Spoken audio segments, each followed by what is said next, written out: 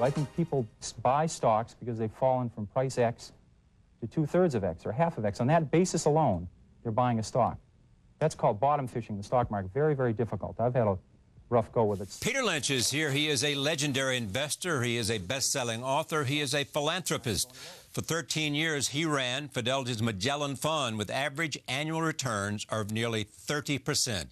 From 1977 to 1990, it grew from $18 million in assets to $14 billion in assets.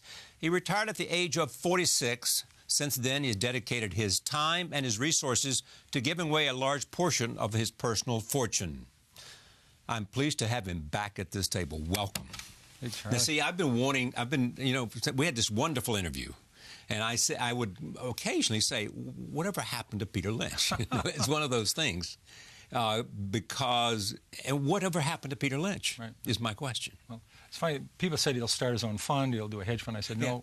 I know I've had enough of it because he wants to do it all on his own. Well, he doesn't need the great Fidelity, as a Well, I have a cover. very small transmission as 1 gear overdrive. That's it. Yes, so you can't sort of run a fund. And I had a lovely wife, Carolyn, 3 children. Right. I wanted to do other things, so I now work very part-time with younger analysts. So it's been my father died at 46. So and was that the reason 46? I guess it's 6 you might. He took sick when he was 43, died at 46. Maybe I was going to live to 146, but I said, I love the job, love the company, but I worked every Saturday for 11 years. I just want to spend more time with my wife and family. And you're constantly on the road because you believed in being there. In fact, you would take her with you. Yes, that's right. And family with you because, in search of understanding the company. Correct. That's right. Yeah. And so what have you learned since then? I mean, do you look back and say, oh, I stopped too early? B, I stopped too late? No, it's lucky. It was a perfect time. It was an absolutely perfect time. I was able to see all my 3 children grow up, and now they're all married, and spend time with my grandchildren. It's fabulous. Tell me about your passions. Well, I think my wife and I, Carolyn, her father was a high school principal. Her principal. She grew up in rural Delaware. Yeah. I went to public schools, and we have the best colleges and universities in the world. No one would doubt that. Right. But K through 12, we're not that hot. No. And somebody born in America today is less likely to graduate from high school than their parents. That's remarkable. Yeah. That's not true in Europe. And falling behind in scores on math and science and engineering. And also, 25 years ago, if you were a dropout, you could work a lathe, work a press, work a injection bowling machine. There were lots of jobs.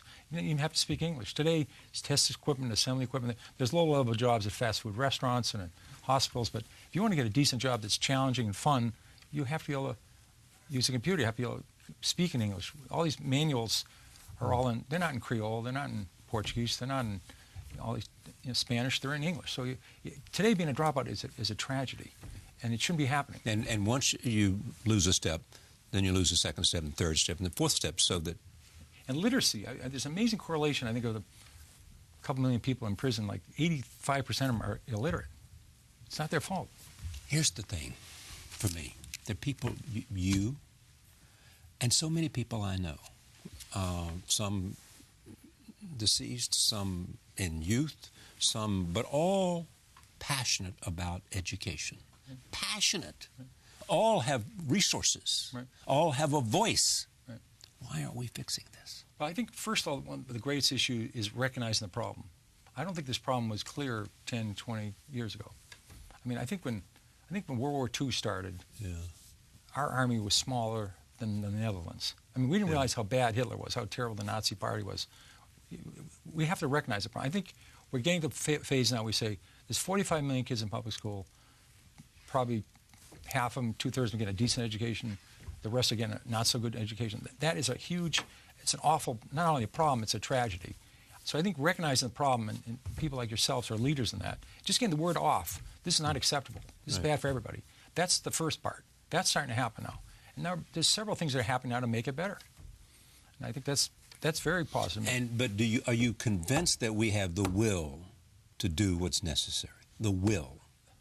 Well, I think if more people recognize the problem and say, then they say we can do something about it, then things will happen. I think we're between phases 1 and phase 2. Examples like Teach for America. I mean, there's many examples like national mentoring. There are programs that are starting to make a difference. You can really see they make it, and people recognize it. That really works.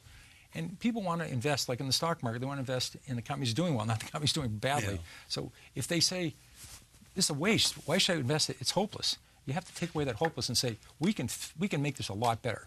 And there's examples in Massachusetts. We have these charter schools, and we have some district schools, so the public schools.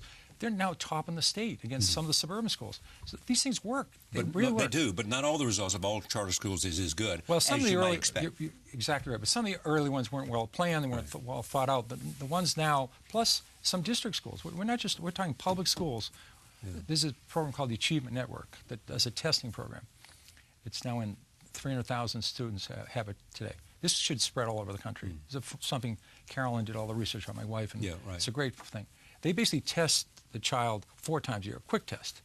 And instead of at the end of the year saying this student is falling behind or the class is falling behind, they say the reason Johnny's not doing well, he can't add a quarter to 5/8, or Susie doesn't understand adverbs. It helps the teacher 4 times a year to find out how to help the student rather than find at the end of the year. Then that goes to another teacher next year. There are things like that are happening right now, and it helps the teacher a lot. And we're just beginning to understand how to use technology too. You know, Correct. for a long time it was there, and we did not know how to use it. Right.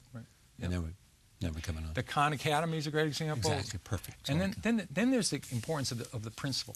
Yeah. That's something we really focus on. Because my wife, father's high school principal. Imagine the principal spends a lot of time on the boiler or a leaky roof. These are not academics. I mean, it's such an incredible job, and there's no peers to talk to. I mean, who else do you speak to?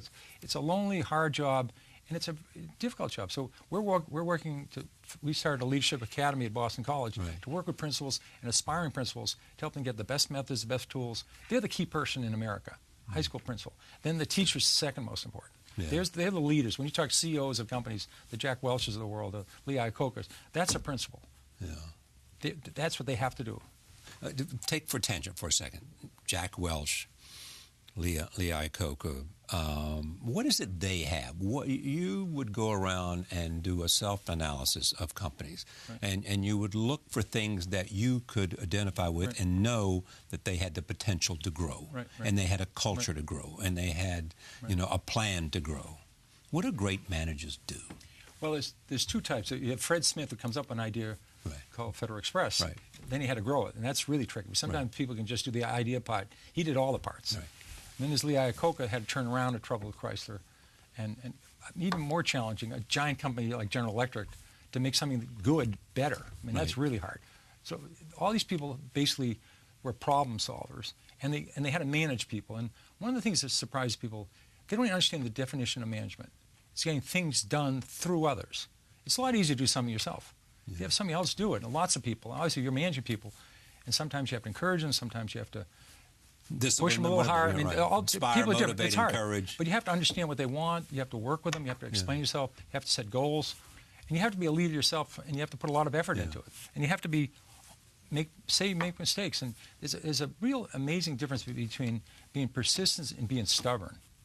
And I think great leaders to say, this is it. Persistence is good, stubborn is bad. Persistence is terrific. Stubbornness is terrible. But do great managers listen? Yes, they do. Absolutely. Categorically. I've come to know and believe that listening is a principal, essential quality. And sometimes managers get so high up, the people around them aren't giving them ideas. They're just shielding, filtering everything else. They don't have a chance to listen. And the best manager will make sure they do hear the best thing. And they go out on their own, do their own research, independent of the people around them. Now, you still, back to you are still with the fund. I mean, you are the manager of the fund. You run the fund. She runs the foundation. You run the fund, right? Right. I manage the money, but she finds all the great ideas. Oh, does she really? So the division of labor is that you make the money and she gives it away? That's right. She found Teach for America. Wendy Kopp was like 21 when she found Teach for America. City Year early, National Mentoring Partnerships. I mean, she's the one that's finding. We get lots of proposals. She narrows it down. She does with other people site visits. I attend some of these meetings. I mean, we have board meetings, but I'm on the investment committee. Yeah. Do you miss anything? Do you miss about the life that you had?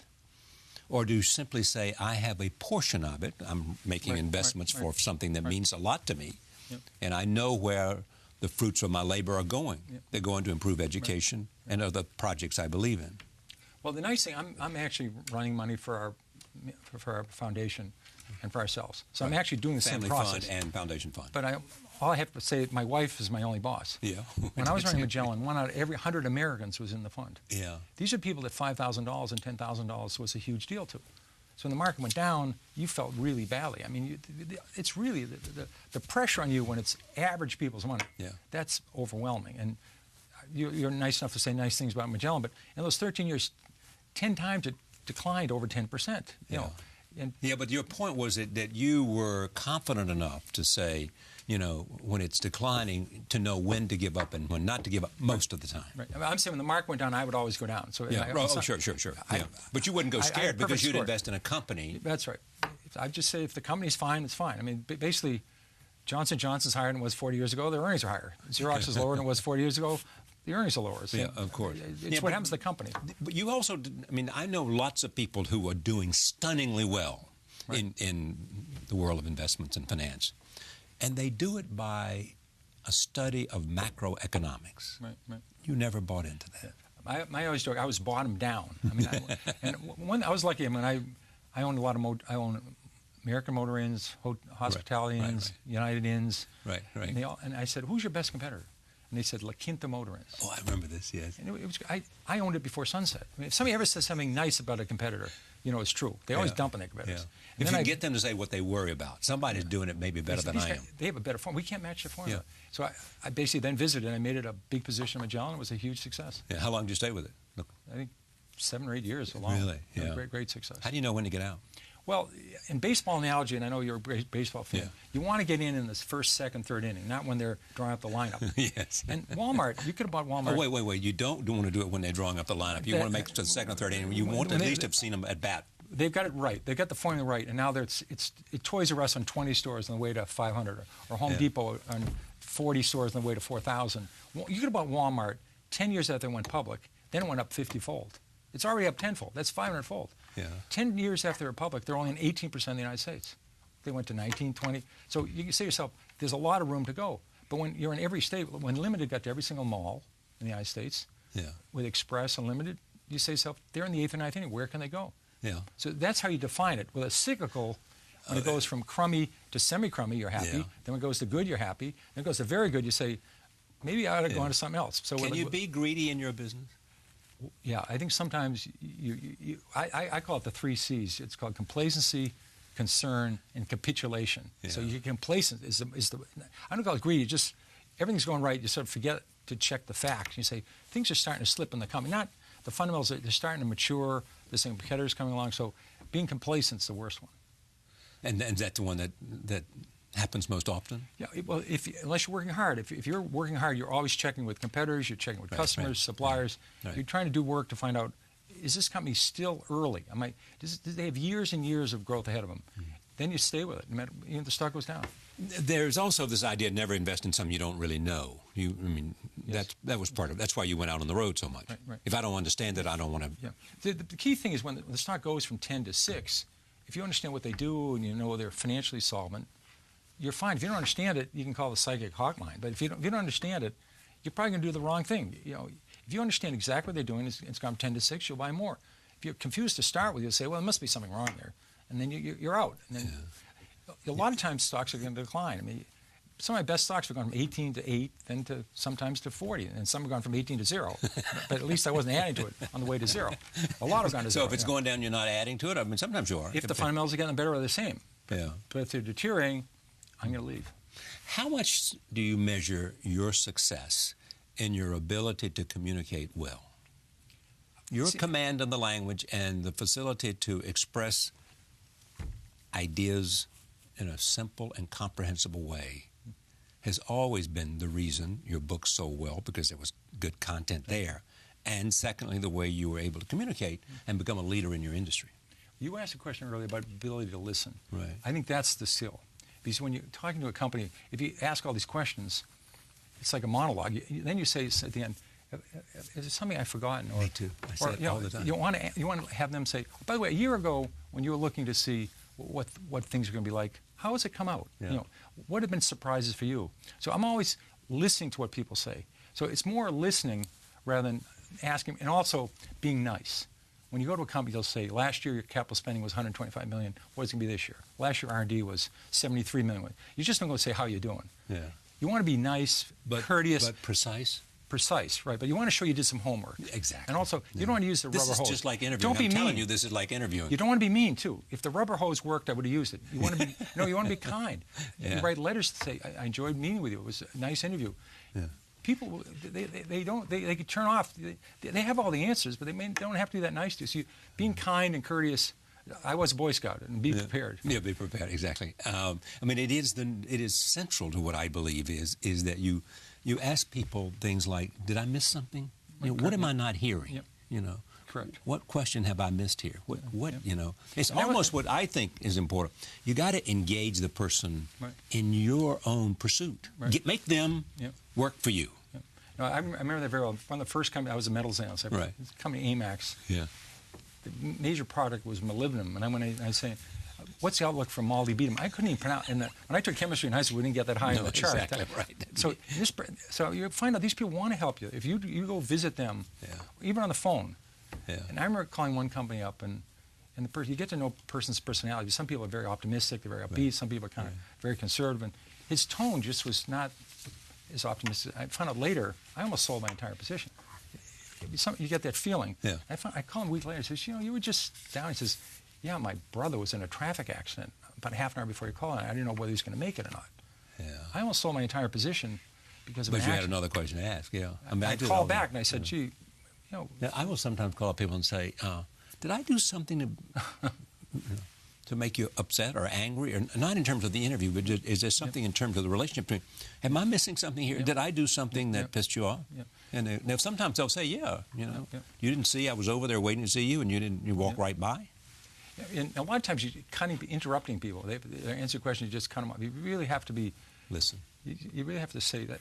I've heard enough of that, but I'm not going to say interrupt, so it works well. But you still use those skills. Those are human skills, aren't they? But they're not taught anywhere. I mean, you sort of have to learn. There's no book on that. I want to do something now I haven't sort of never done, but I had a friend of mine who I know admires you greatly. And I said to him, okay, just give me 5 questions you would like for Peter to answer if you were sitting at the table with him. And in 3 minutes, he sent them to me. So here they are, What has changed about investing in the market since you left in 1990? What has changed? Well, I think there's a lot of this computer-driven things, where people buy stocks for a second and own it for a second. I mean, I think that's a waste of time. I think it's disruptive. On the positive side, information to the public is so much more available today. When a company releases their numbers and they have a call, it's open on the web to everybody. Right. All the information. We used to wait for the mail to come to see what Nike's inventories were like. I mean, you find out we get in our library in the first-class mail. So all this information. So the investing for the average person now is much clearer. They know the same thing as I do.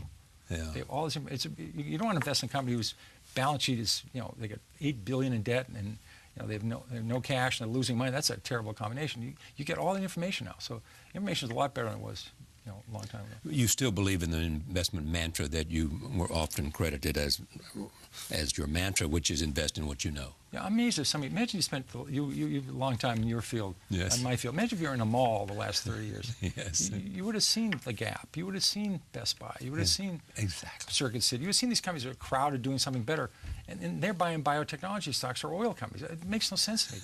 If you're in the steel industry, you see it go from awful to better. Yeah. Why don't you buy a steel stock? But we expect mutual funds to know that stuff. No, obviously. Well, if you're managing, but they're ahead of us. If you look at Magellan or you look at BlackRock, you think they must have access to the best information in the world. But they don't have that. They're not in the steel industry. They don't see things get better. The way they don't see the chemical industry turning as soon as the people in the chemical industry do. I mean, you could be in the plastics fields or lithium, whatever it is. People in the business see it first. And that they see it first. Or they don't. Go ahead. In a mall, imagine the companies you've seen, the Dunkin' Donuts. It goes on and on. Walmart, Stop and Shop. These are all companies that really got better. And somebody says, gee, I'm shopping there. But I'm not saying people should, if they want to invest, they ought to do the same kind of research they do when they buy a refrigerator. Right. They take a trip to Italy. Do some homework. You know what is about this country that is stunning to me? For the most part, we don't do that about medicine and our health.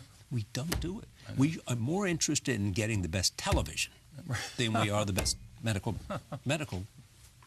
Yep. No, I agree. I mean, the diagnostics, talk about improvements. The diagnostics today are so much better. Okay, the other thing is, what advice we give to young investors who almost certainly will have more direct responsibility for their retirement savings than their predecessors, of which I'm going to talk about later. Well, I think the advantage of putting money into a retirement fund, obviously a Fidelity fund I would prefer, but index fund, whatever it is, put some money aside. It's going to compound tax-free. Yeah. Start saving earlier. The numbers are amazing. Compounding will do wonders for you, won't it? But until you want to invest directly in individual stocks, start a paper portfolio. Say, I'm going to buy these 10 companies. And then write down in like 5 bullets why. What's the reason I bought those? And then keep checking a year later, what happened? Did they really keep growing, or did a competitor come along? Do a paper portfolio. And you can do exactly what I did with a real portfolio and find out, what am I good at? What am I bad at? Am I really good at turnarounds? Am I good at small growth companies? Maybe I pay too high for stocks. You can do this over 4 or 5 years and learn what's your skills, and then specialize in that. I had owned thousands of companies. You know, the average person, all you need is a few in a lifetime. Yeah. Make a difference. When you were running $14 billion, right, did you see in your mind's eye, and let's assume a lot of it was pension fund money and whatever, but did you see individuals, I'm investing for the fireman down the street? Yeah. Did you? It was almost. Or was it a game? It was almost none of it was pension fund money. It was almost all individuals. People. Right. It was incredible, that thrill. Yeah. I got letters when the market went down to 87. My fund went down like a rock. Yeah. People were writing letters to me, cheering me up. Oh, really? Yeah. Oh, yeah. No complaints. Mr. Lynch, you've done well for me. Yeah, no, hang in there. I know, hang in there, boy. We'll be okay. You know. No, it's amazing. Don't give up now, Peter. No, it was. And I meet these people all the time, at airports, all around. They're still. It was wonderful. It was the greatest thrill of my life. Our children and my wife managing money for other people.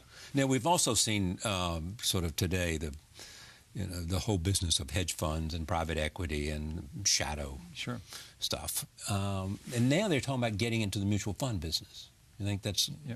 What do you think of that? I mean, hedge funds getting into mutual funds.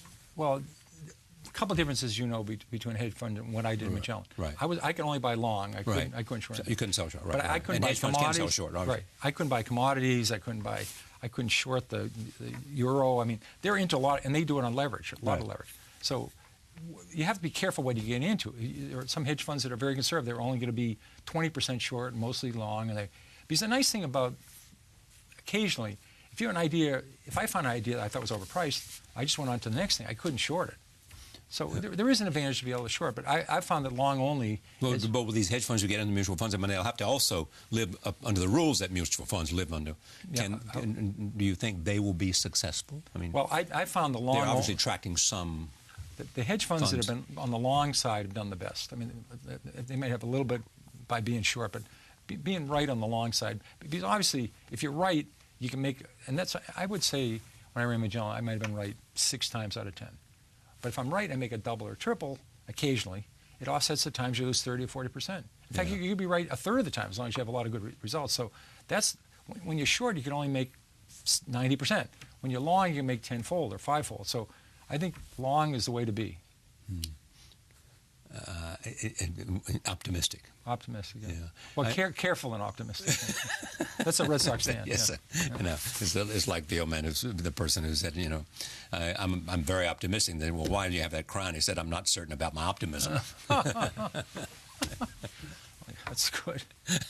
Wow. And so when you look at the market today, it's a good time for I think investors to be there. I mean, obviously we're seeing new highs. Right. I think the market is fairly priced on what's happening right now. You have to say to yourself, is 5 years from now, 10 years from now, corporate profits have grown about 7 or 8% a year. That means they double, including dividends, about every 10 years, quadruple every 20, go up 8-fold every 40. Yeah. I think that's the kind of numbers you're interested. That's better. A 10-year bond today is a little over 2%. So I think the stock market's the best place to be for the next 10, 20, 30 years. The next 2 years, no idea. I've never known what the next 2 years are going to bring. What do you want to accomplish in the next year of your life? Well, I really like to work with my wife and still take some more vacation time. Yeah? And So what do you do on vacation? Well, we like to see something new. This year we went to Turkey and went. It's fascinating. Istanbul, but not just Istanbul. Cappadocia. Remarkable. And it's amazing. That's one of the world's great cities now. And then went to Santorini at the end of it. And it was great sailing trips. That was, and 2 of our daughters and their husbands went with it. It was a great trip. So I like to see Yeah, I've been to Russia. I've never been to St. Petersburg. You know. Oh, you got to go there. I've been to Israel. I loved Israel. I'd love to go to Jordan. I mean, there's a place I'd like to go to. See, isn't that great? Yeah. I mean, there's so many places you haven't seen. I mean, well, you just think about it. How many places do I have that I haven't seen? I'm really happy. This year I get to North Dakota, so I've been to all 50 states now. I went on a research trip. You go to North Fargo? Dakota. Actually, no, I went to Minot and parts. Yeah. I actually looked at hydraulic fracturing. So I'm You're looking at hydraulic fracturing to see if it works. I mean, does this process really work? It does. It does. It really works. And it'll change America's energy future. Remarkable. Yeah. Remarkable. It's one of the great sort of... Oh, what a breakthrough. My goodness. Imagine producing all this gas and gas at $2 an MCF where people in Europe are paying 10 times that price. How did you decide it worked? Well, I really could see this process. Well, first of all, you talk to somebody, so wildcatting, as you know, usually you drill 4 wells and you're lucky you hit on 1 out of 4. Right. These are all either A+ or B+ wells. You don't ever hit an F. Yeah. So it's just a question: what cost can you do it at? And you own the land, so it's and the costs are still going down. They're doing it faster, quicker, less sand, less water. They're just doing a better job. Are there environmental threats coming out of it? Well, as you know, they're usually about 11,000 feet, and the water table is around 2,000 feet. So if you make a mistake, it goes down. It doesn't go up. Exactly. So they can make mistakes. Yeah. It's great to see you. Okay. Pleasure. Always enjoy seeing you. Peter Lynch, back in a moment. Stay with us.